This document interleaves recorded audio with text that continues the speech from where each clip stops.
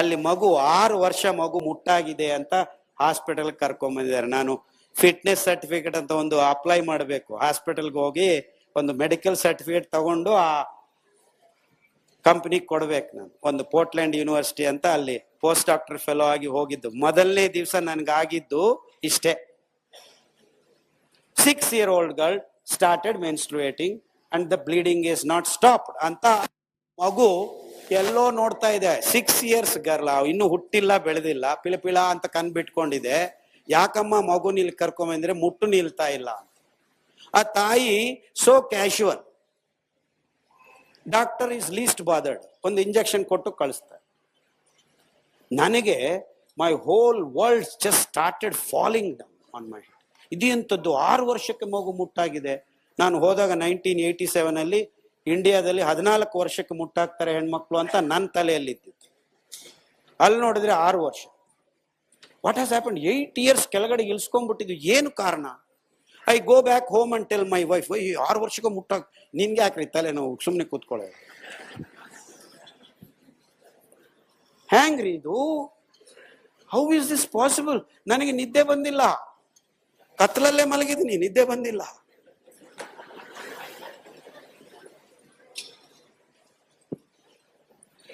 I started looking at their thing. They are drinking milk which is produced 15 liters, 20 liters.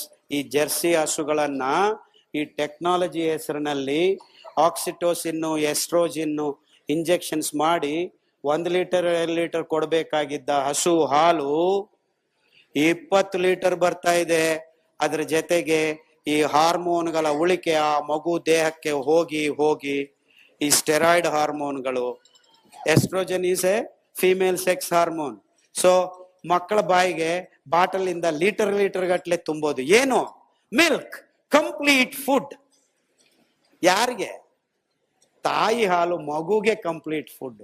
ಆದ್ರೆ ಈ ಜಾಹೀರಾತುಗಳು ಇಡೀ ಪ್ರಪಂಚದಲ್ಲಿ ಎಲ್ಲಿ ನೋಡು, ನಾನು ಬರೋ ಮಕ್ಕಳಿಗೆ ಹಾಲು ಕೊಡಬೇಡ್ರಿ ಅಂತ ತಾಯಿಂದ್ರಿಗೆ ಹೇಳಿದ್ರೆ ಇವನ್ ಯಾವನ್ ಮುಟ್ಟಲ್ಲ, ಹಾಲು ಕೊಡಬೇಡ ಅಂತಾನೆ ಅಂತ ನನ್ನನ್ನು ಕೇಳ. ನೀವು ನಿಮ್ಮ ಮಕ್ಕಳಿಗೆ ಈ ಹಾಲಾಗಿದ್ದ ಹಾಲಾಹಲವನ್ನ ಕುಡಿಸಿ ಸಹಜವಾಗಿ ಬರಬೇಕಾಗಿದ್ದ ಮುಟ್ಟು 14 ವರ್ಷವನ್ನ 6 ವರ್ಷಕ್ಕೆ ಇಳಿಸಿಕೊಳ್ತಾ ಇದ್ದೀರಮ್ಮ ಅಂತ ಹೇಳಿದ್ರೆ ಜನಕ್ಕೆ ತಲೆಗೆ ಹೋಗ್ತಾ ಇಲ್ಲ. ನನ್ನ ಕರ್ಮ, ನಾನು ಅಲ್ಲಿಂದ ಇಲ್ಲಿಗೆ ಓಡಿ ಬರ್ತೀನಿ. ನಮ್ಮ ದೇಶದಲ್ಲೂ ಹೆಣ್ಮಕ್ಳು 8 ವರ್ಷ 10 ವರ್ಷಕ್ಕೆ ಮುಟ್ಟಾಗಕ್ಕೆ ಶುರು ಆಗಿದ್ದಾರೆ. ಈಗ 14 ವರ್ಷಕ್ಕೆ ತನಕ ಮುಟ್ಟು ಆಗ್ಬೇಕು ಅನ್ನೋದು ಪೂರ್ತಿ ಕಳೆದು ಹೋಗಿ. Can you believe this nonsense? ಆ ಪಾಶ್ಚರೈಸೇಷನ್ ಟೆಕ್ನಾಲಜಿಯನ್ನ, ಆ ಆಕ್ಸಿಟೋಸಿನ್, ಆ ಎಸ್ಟ್ರೋಜನ್ ಹಾರ್ಮೋನುಗಳನ್ನ ಮಾರಾಟ ಮಾಡಿಕೊಳ್ಳುವ ಭರಾಟೆಯಲ್ಲಿ ಹಾಲಂದ್ರೆ ಏನು? ಅತಿ ಅದ್ಭುತವಾದ ಪದಾರ್ಥ, ಅಸ್ಥಿರ ಪದಾರ್ಥ. ಅದು ತಾಯಿ ಸ್ತನದಿಂದ ಮಗು ಬಾಯಿಗೆ ನೇರವಾಗಿ ಹೋಗಬೇಕಾಗಿದ್ದ ಪದಾರ್ಥವನ್ನ, ಅದು ಹಸು ನಮಗೆಲ್ಲ ಒಳ್ಳೇದ್ ಮಾಡುತ್ತೆ, ಅದೆಲ್ಲ ಬೇರೆ ವಿಷಯ. ಬಟ್ ಹಸು ಹಾಲು ನಿಮ್ಮ ಮಗುಗೆ ಪರಿಪೂರ್ಣ ಆಹಾರ ಅಲ್ಲವೇ ಅಲ್ಲ. ಅದು ಈ ಹಾಲಾಹಲ ಹಾರ್ಮೋನುಗಳು ತುಂಬಿದ ಹಾಲು ಅಲ್ಲವೇ ಅಲ್ಲ. ಅದನ್ನ ಕುಡಿಸಿ ಈ ಹಾರ್ಮೋನುಗಳು ಸ್ಟೆರಾಯ್ಡ್ ಇಂಡ್ಯೂಸ್ಡ್ ಡಿಸ್ಟರ್ಬೆನ್ಸಸ್ ಅಂತ ಕೂದಲು ಬರಬೇಕಾಗಿದ್ದ ಕಡೆ ಬರೋದಿಲ್ಲ, ಬರಬಾರದ್ದ ಕಡೆ ಕೂದಲು ಬರೋದು ಶುರು ಆಯ್ತು. ಹೆಣ್ಣು ಮಕ್ಕಳಿಗೆ ಶುರು ಆಯ್ತು. ನೋ ಪ್ರಾಬ್ಲಮ್, ಬ್ಯೂಟಿಷಿಯನ್ಸ್ ಇದೀವಿ ಅಂತ ಇಲ್ಲಿ ಕೂತ್ಕೊಂಡು ಈ ಕೂದಲು ಆ ಕೂದಲು ಎಳೆಯಕ್ ಶುರು ಮಾಡಿದೆ. Can you believe this nonsense? So ಅತಿ ಅದ್ಭುತವಾದ ಕ್ರಿಯೆ ಅದು. ತಾಯಿ ಮಗುಗೆ ಹಾಲು ಕೊಡೋದನ್ನ ನಿಲ್ಲಿಸಿ ಈ ಪ್ಲಾಸ್ಟಿಕ್ ಬಾಟಲ್ಗಳಲ್ಲಿ ಈ ಹಾಲು ಅನ್ನುವ ಪದಾರ್ಥವನ್ನ ತುಂಬಿ ಸಕ್ಕರೆ ಹಾಕಿ ಸಿಹಿ ನೋಡ್ಕೊಂಡು ಮಕ್ಕಳ ಬಾಯಿಗೆ ತುರುಕ್ತಾ ಇದೀವಿ. ಕೆಳಗಡೆ ಪ್ಲಾಸ್ಟಿಕ್ ಬಟ್ಟೆಯನ್ನ ಹಚ್ತಾ ಇದೀವಿ. ಎಂತ ಭಯಾನಕವಾದ ಸನ್ನಿವೇಶವನ್ನ ನಾವು in the name of science, in the name of progressive development, in the name of copying Americans. ಈಗ ರಿಸಾರ್ಟ್ಗಳು ರೆಡಿ ಮಾಡಿದಾವೆ ಹಾಸ್ಪಿಟಲ್ಗಳಲ್ಲಿ. ಇಲ್ಲಿ ಒಂದು ಕ್ಯಾಮರಾ, ಅಲ್ಲೇ ಒಂದು ಕ್ಯಾಮರಾ. ಮಗು ಹತ್ರ ತಾಯಿ ಮಲ್ಕೋಬಾರದಂತೆ, ಒಂದು ದಿವಸ ತನಕ, ಮೇಲೆ ಬಿದ್ದು ಸಾಯಿಸ್ತಾರಂತೆ. ಅದಕ್ಕೆ ಅಲ್ಲೆಲ್ಲೋ ಇಡ್ಬೇಕಂತೆ, ಟ್ಯಾಗ್ ಹಾಕಿ ಕೊಡ್ತಾರಂತೆ. ಮಗು ಹೊರಗಡೆ ಬರೋದಿಲ್ಲ. All is well, all is well ಅಂತ ನಾವು ಅಮೀರ್ ಖಾನ್ ಸಿನಿಮಾನು ತೆಗೆದ್ಬಿಟ್ಟ. ಅವ್ನು ಹೊರಗಡೆ ಬರೋದಿಲ್ಲ. ಯಾಕೆ ಇಷ್ಟೆಲ್ಲ ಆಗತ್ತೆ, ಯಾಕಪ್ಪ ಅಂತ ಒಳಗಡೆ ಹೋಗ್ತಾನೆ.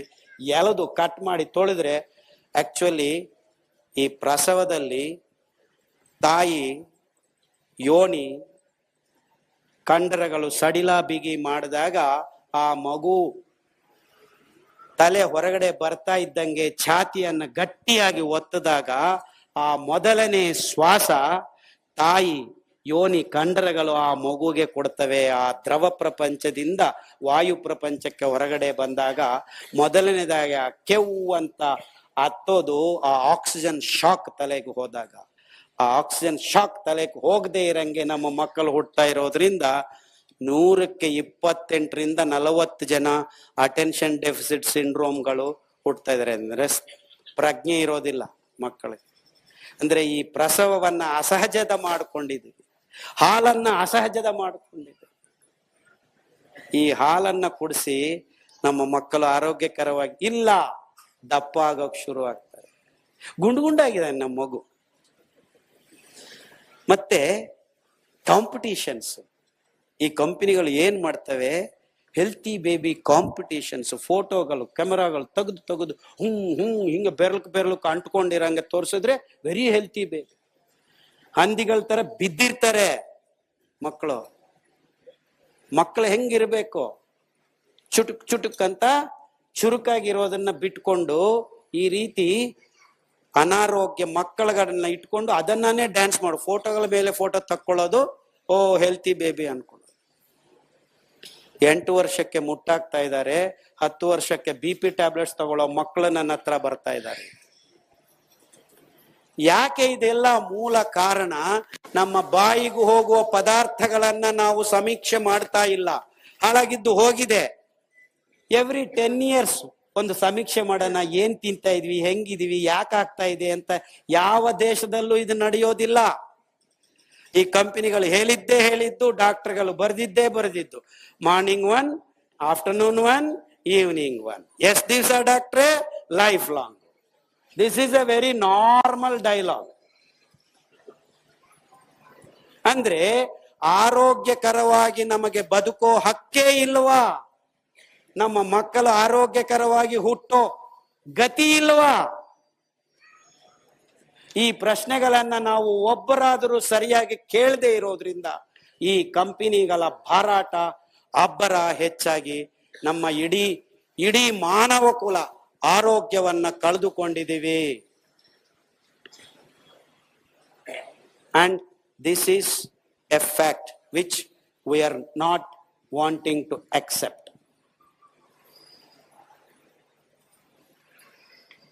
Tablet life. ಎಲ್ಲರೂ ಟ್ಯಾಬ್ಲೆಟ್ ತಗೊಳ್ಳಯ್ಯ, ಪರವಾಗಿಲ್ಲ, ತಗೊಳ್ಳಿ. ಅದು ಎಷ್ಟು ಟನ್ಗಟ್ಲೆ ಟ್ಯಾಬ್ಲೆಟ್ಗಳನ್ನ ರೆಡಿ ಮಾಡ್ತಾ ಇದ್ದಾರೆ. ಅಂದ್ರೆ ಏನಾಗಿದೆ ನಮಗೆ? ತಲೆಯಲ್ಲಿ ಒಂದು ಚೂರು ಬುದ್ಧಿ ಇಲ್ವಾ ನಮಗೆ? ಸೊ ಇದಕ್ಕೆಲ್ಲ ಮೂಲಭೂತವಾದ ಕಾರಣ ನಾವು ಸಹಜವಾಗಿ ಆಹಾರ ಪದಾರ್ಥಗಳನ್ನ ಬೆಳೆಸಿ ಬಳಸ್ತಾ ಇರೋದು ಪೂರ್ತಿ ಕಣ್ಮರೆಯಾಗಿದೆ. ನಮ್ಮ ನಿಜವಾದ ತಳಿಗಳು, ನಿಜವಾದ ವೈವಿಧ್ಯಮಯವಾದ ಆಹಾರ ಪದಾರ್ಥಗಳು ಪೂರ್ತಿ ಹೋಗಿವೆ. ಇರೋದು ಅಕ್ಕಿ, ಗೋಧಿ, ಮಾಂಸ, ಮೊಟ್ಟೆ, ಹಾಲು. ಇಷ್ಟೇ ನಮ್ಮ ಆಹಾರ ಆಗಿರೋದ್ರಿಂದಾನೇ ನಮ್ಮ ಇಡೀ ಪ್ರಪಂಚದ ಆರೋಗ್ಯ ಹದ ತಪ್ಪಿದೆ ಅನ್ನೋದ್ರಲ್ಲಿ ಎರಡನೇ ಮಾತಿಲ್ಲ. ಒಬ್ಬೊಬ್ಬರು 108 kg, 150 kg, 120 kg, ಸಣ್ಣ ಮಕ್ಕಳು 60 kg, 70 kg ತೂಗ್ತಾ ಇರೋದು ನಾಟ್ ಬಿಕಾಸ್ ನಿಮ್ಮ ಗ್ರಹಚಾರ ಅಲ್ಲ, ಅದು ನಿಮ್ಮ ಬಾಯಿಗೂ ಹೋಗುವ